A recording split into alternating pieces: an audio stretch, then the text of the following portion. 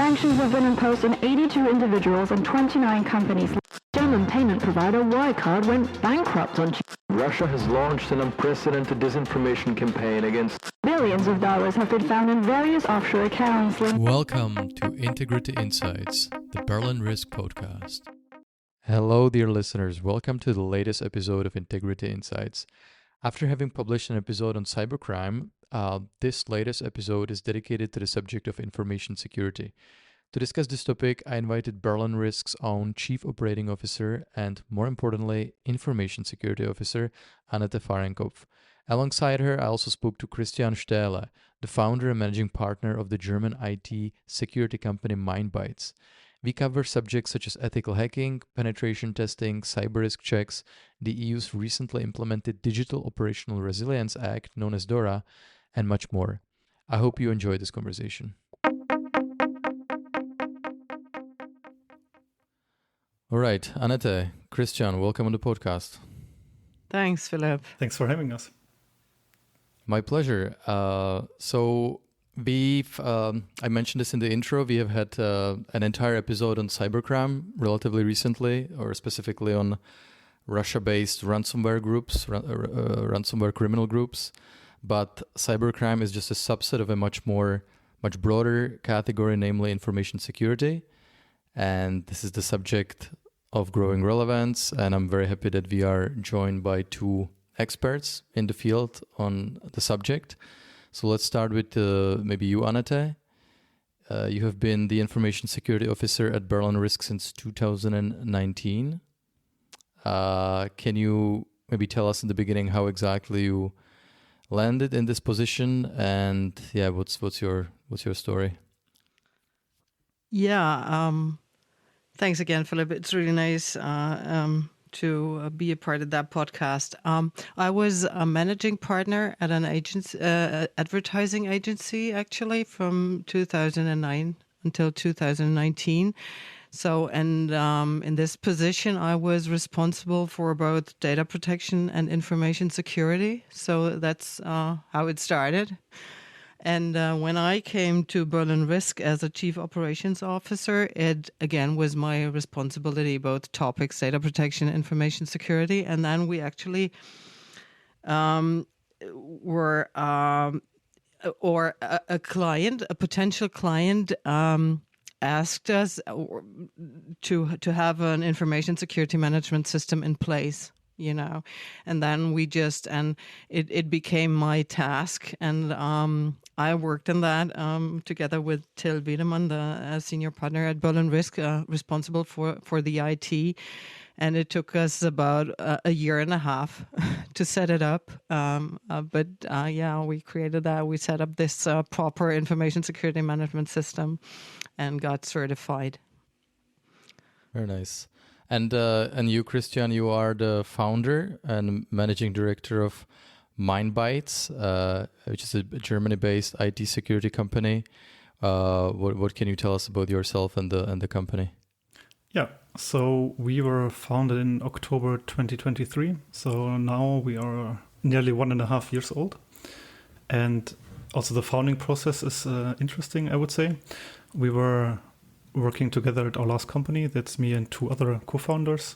And we noticed that we have some ideas that we want to implement. Let's say a bit much more ideas that were actually implemented. And we said, why not do it our own way? Let's start our own company. And we basically locked ourselves in an Airbnb for a whole weekend. And this goal, or the goal of this activity, was that we find out what each of us wants in terms of founding an own company. And we talked it through, and basically we said we don't leave this apartment until we have an answer. And now we're here. We put a lot of thought behind it. This Airbnb maneuver took place in March, and a few months later in October, we founded ourselves. We are specialized on something called penetration testing and red teaming. Those are not very descriptive terms. A bit better description is like ethical hacking, but maybe a bit more on that later. That sounds, by the way, Christian, like the classic US startup story. Like you looked in yourself in your friend's garage, and very nice. So this is a very extremely broad subject. So obviously we won't be able to get into all details of this, but maybe I will go back to you, Annette. What is like? How would you describe in most simple terms this domain of information security? And why should anyone care about this? Information security is the practice of protecting information and data in your company or institution.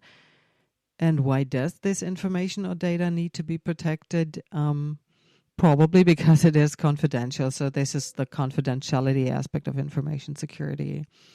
Confidential information and data can be contractual data, personal data, financial data, but also information about new products or innovations. And for obvious reasons, competitors would love to have access to this information.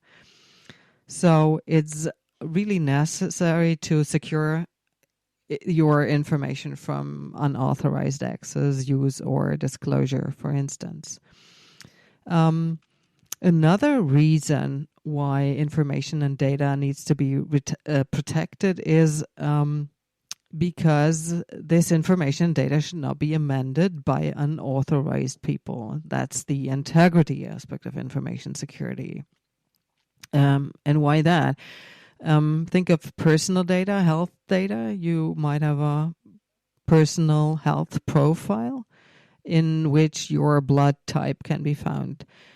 If someone changes the blood type in this profile and you have an accident and you need blood, this can be life-threatening, to get the wrong type of blood. And the third aspect, a main aspect of information security actually is the availability of data. Information and data you need to have access to in order to work properly or to offer your service. And so it's really important to ensure access to information and data that is essential for the company or institution to achieve its objectives.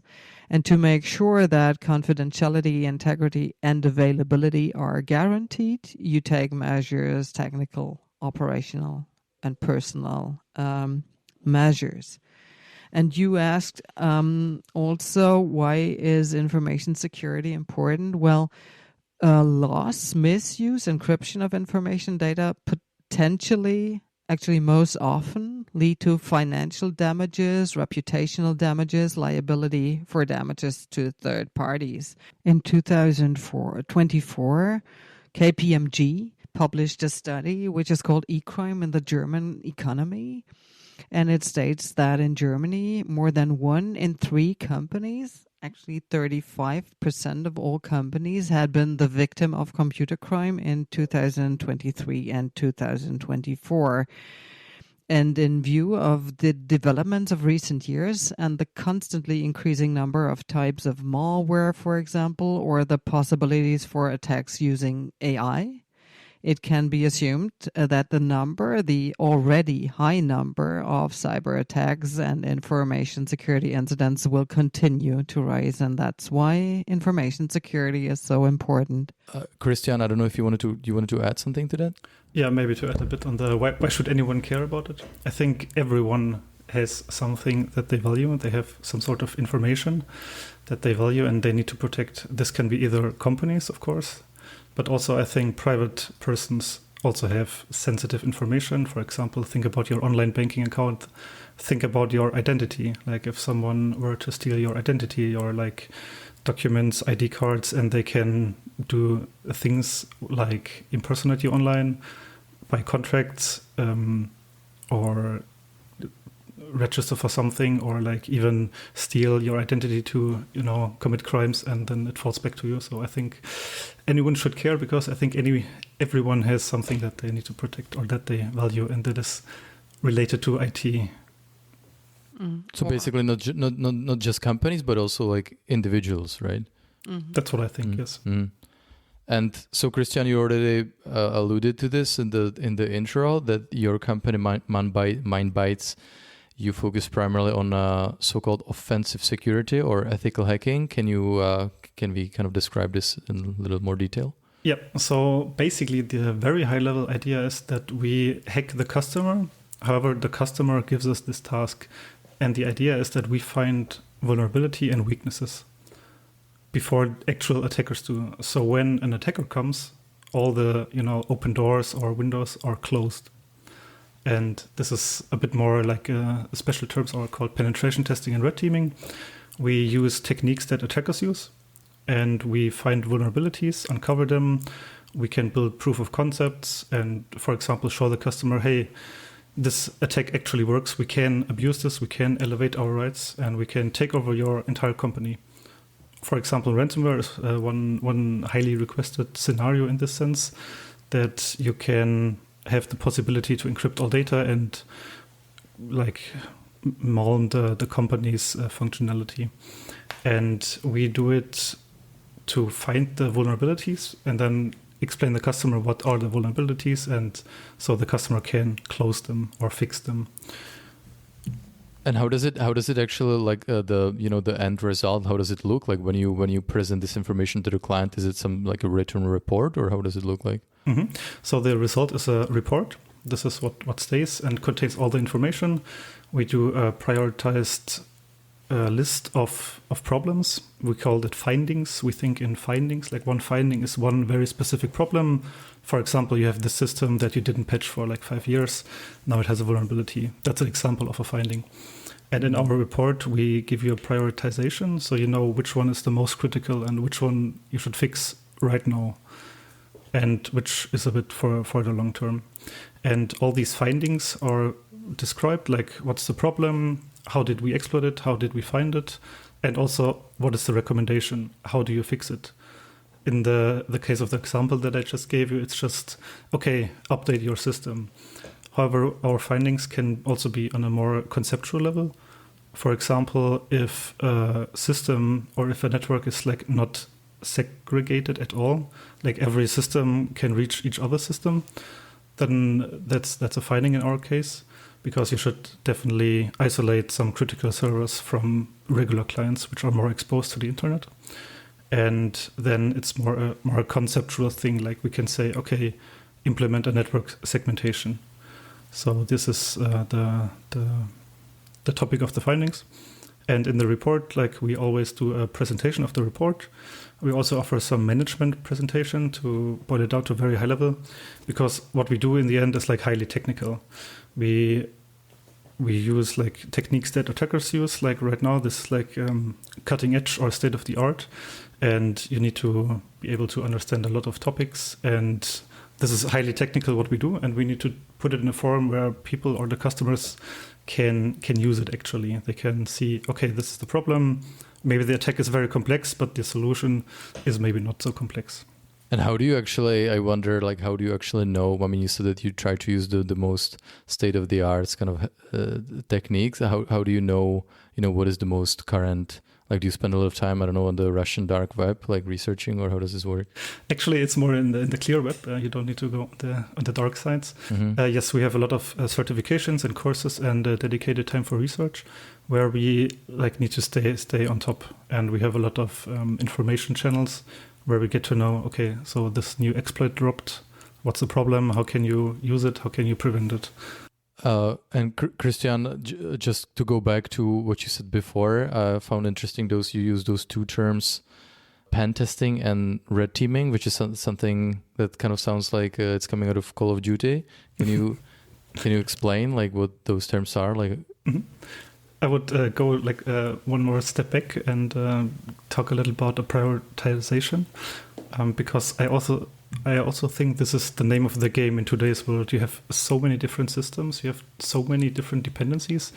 You cannot overlook everything in every possible detail. So you need to prioritize your IT. And what we do in this prioritization, where we try to help, is like a finding. We look at, okay, what is the possible damage if it's successfully exploited? And the second part is, how possible is it to exploit it? Is it very easy to exploit it? Is it public available information that this exploit is happening? can I abuse it from the internet, or do I need to gain access first to an internal system? And all these factors, and they go into the rating of a finding, basically. And that's why we put a strong focus on this prioritization. It's very, I agree completely with that. To elaborate a bit on the pen testing versus red teaming.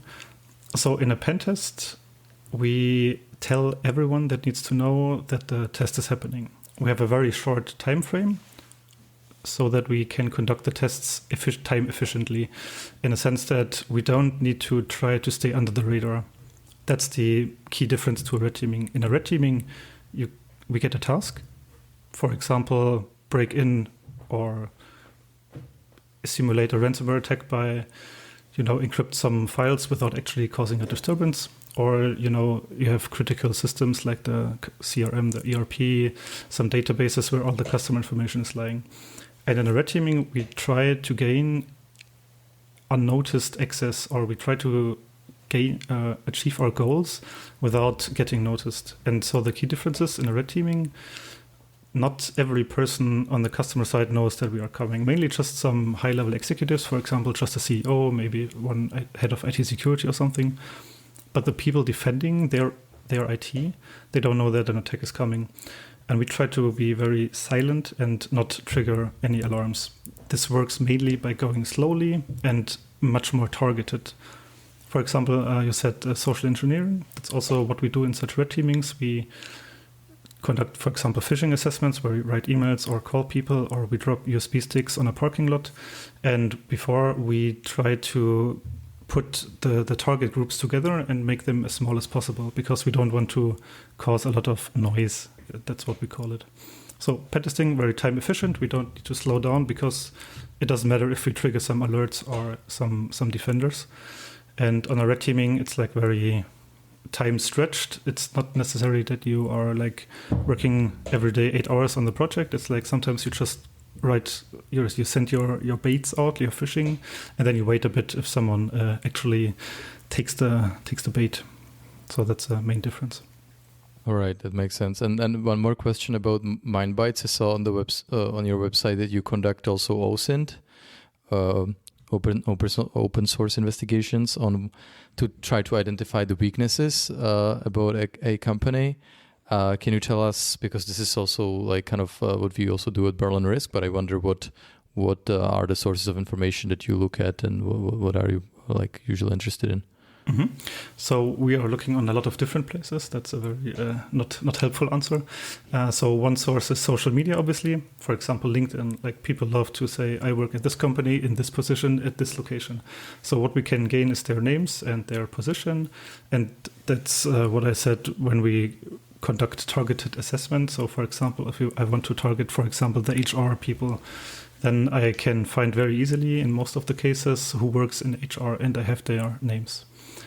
We also do look for more technical public information. For example, if you provide services on the internet, most of the time you have some public IP addresses registered, and we can find that, and corresponding systems in this range, we can find them as well.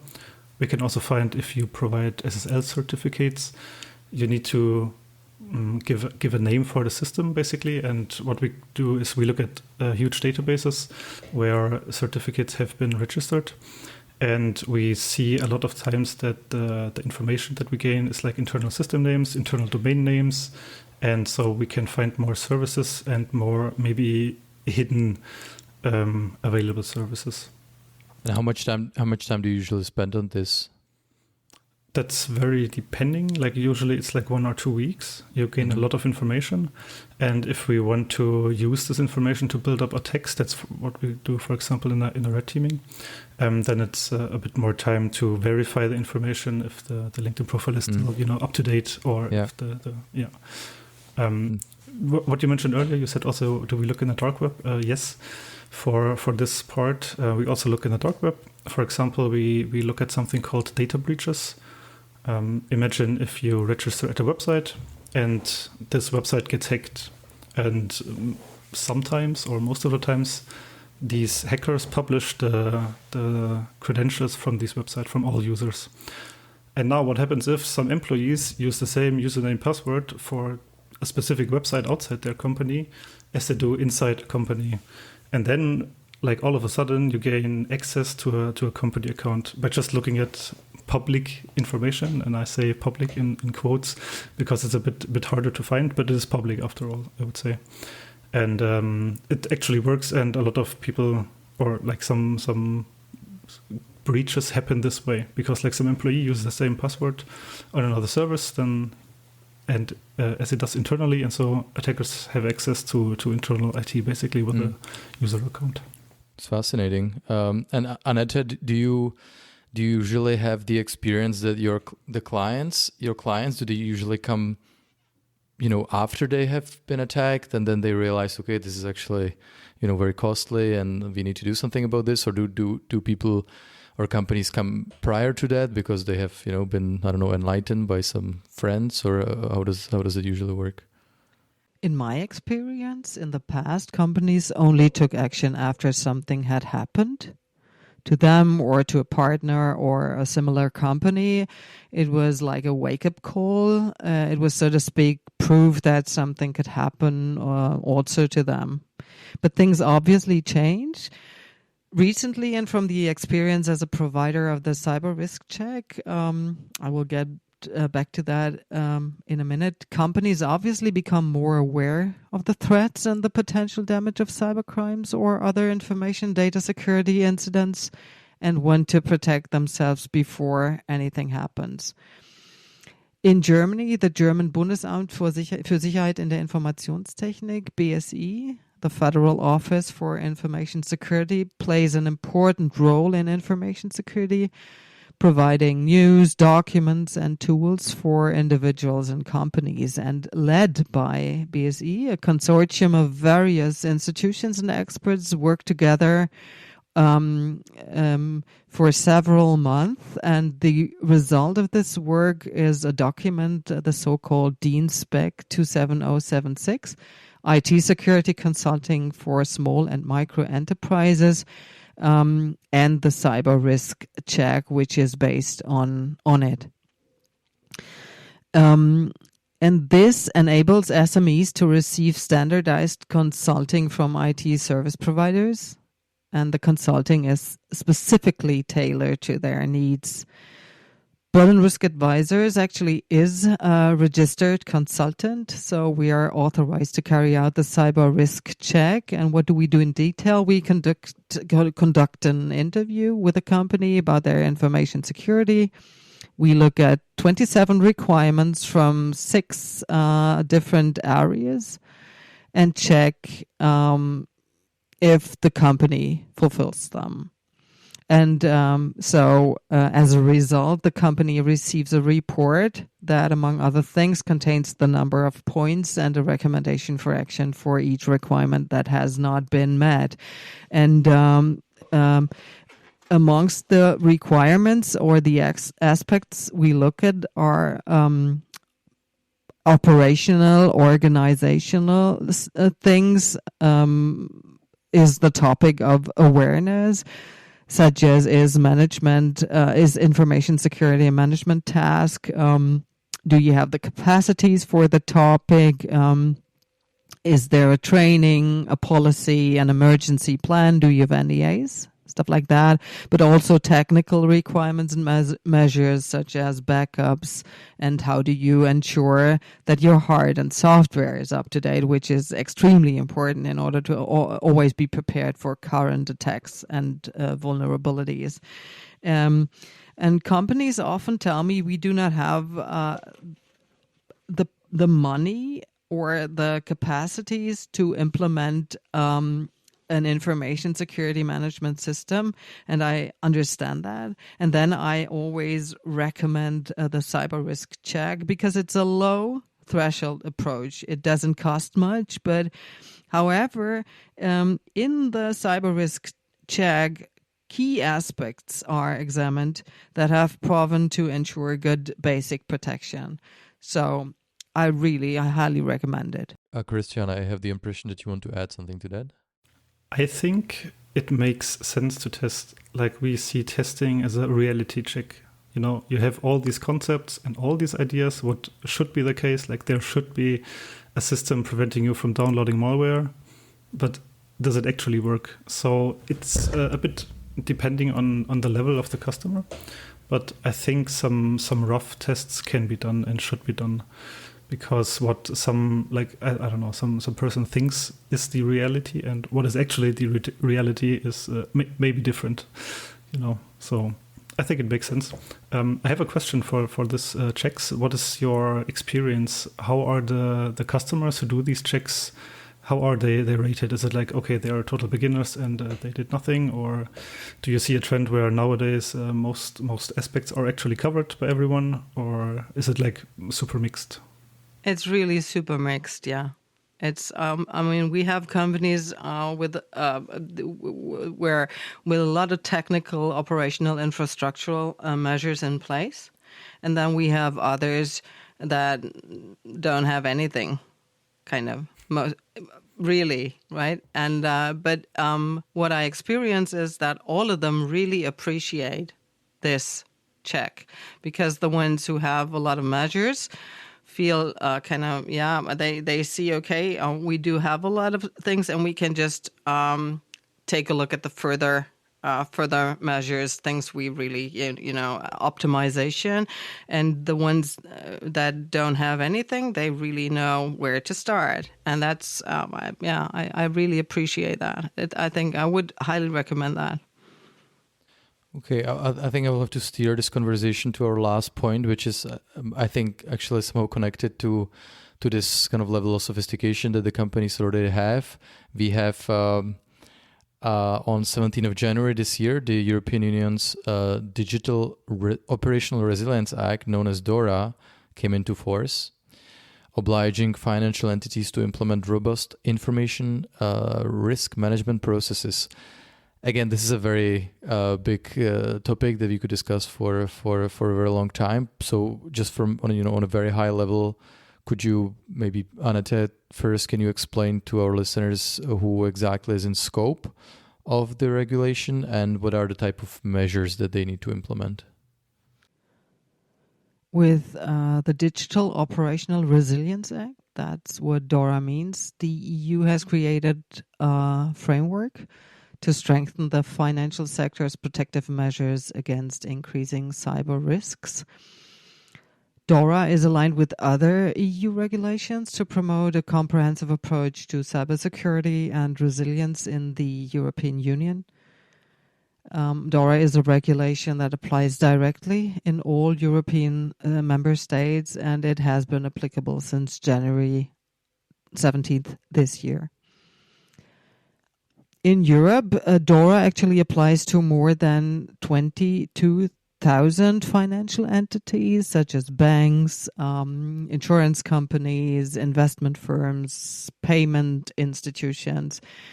But also, it applies to ICT, third-party service providers, and ICT stands for Information and Communications Technology. Operating within the EU, as well as the ICT infrastructure supporting them from outside the EU.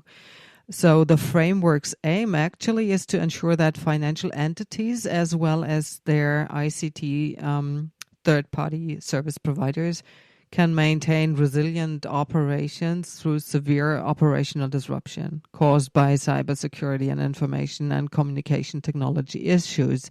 And why is it so important that the DORA not only applies to financial entities, but also to ICT third-party service providers? Yeah, it's because the financial sector increasingly depends on technology and on tech companies. So if they are the victim, the target of a cyber attack, and something happens, it's a catastrophe for the financial sector because of this dependence.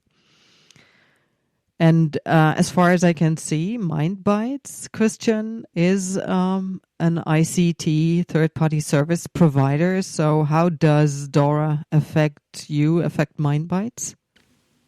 Christian, what would you like to add as a ICT third-party service provider? Yes, I completely agree. And I also say it makes completely sense. Like if you remember maybe the SolarWinds hack, if a company gets compromised, which in turn has access to many other companies, then it's like a distribution of access, so makes a lot of sense to me. And I think it's a good thing. And we will see how how the finance sector evolves. Wow, so there's really a lot going on in this sphere, and I recommend everyone to take a closer look. I will thank at this stage you, Annette, and Christian for joining our podcast. It has been a pleasure. Thank you for your time, and I wish you the best of luck in your information security businesses. Thanks for having Thank you. me. Us.